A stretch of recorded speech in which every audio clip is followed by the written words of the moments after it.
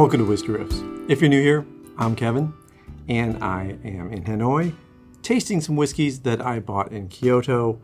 I'm on the second of a 3-set whiskey that I got from the Kyoto Whiskey. This is the Black Belt. I tried the Red Belt in the last episode, and it was a underwhelming young whiskey. I'm hoping the Black Belt's a little bit better. This one is actually 46% ABV, and it also has a aging in an ex-bourbon cask as well as just young new oak. So this might have a few more flavors. I did like it better when I tasted it before. Obviously, this is not my first tasting. I did not want to taste these without a few trials because I was a little worried about their origins. Similar to the Red Belt whiskey, you have a nice little label that is not just printed, but cloth that is embroidered, which is very pretty, very nice. And it is also whiskey of unknown origin. They don't claim it's Japanese whiskey. They claim it comes from the only distillery that's in Kyoto, which is significant, but the whiskey itself, not much information about where it comes from. Could even be Scotch, don't know. It is a blended whiskey. It's not called a blended malt. I'll be getting to their malt whiskey in the next episode, which is their Purple Belt. But for this one, I'm expecting a few more notes because of the higher ABV at least. And there's a nice little lemony note on the nose, and a bit of sugar on the nose, and even a bit of vanilla that I would normally expect to get from a bourbon. So maybe we're picking up some of the ex-bourbon cask notes. I'm also getting a little bit of a grape note on this. So a lot better nose than the Red Belt. Let's go for the taste.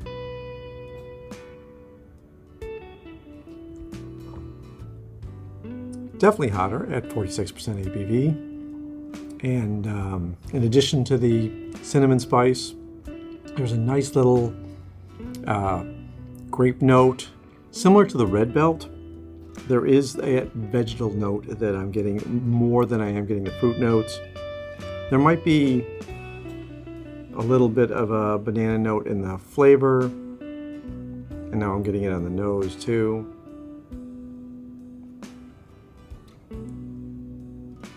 I do like the nose on this one. I think it's really pleasant.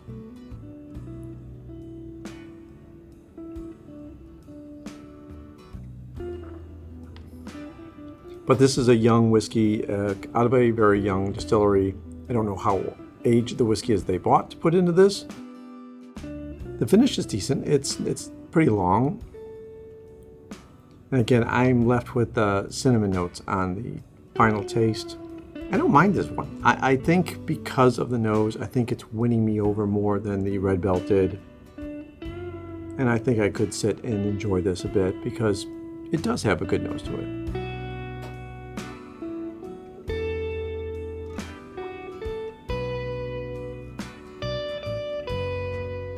It's just the fruit flavors that I'm getting are really mild, and very much the cinnamon spice is taking over for me. And I'm just not getting a lot of depth to wander through. But I'll give it high marks for a good nose, and I wouldn't mind sitting with this if I had nothing else to sit with. This is a decent whiskey, and I would probably go back to it. Not for the price. I heard that in general, it's, especially if you're not in Japan, you're going to pay probably upwards of $100 to $120 for it. At that price, I'm not sure I would go for this kind of whiskey. I would go for an aged whiskey of some sort, or something that you at least know where the contents are coming from.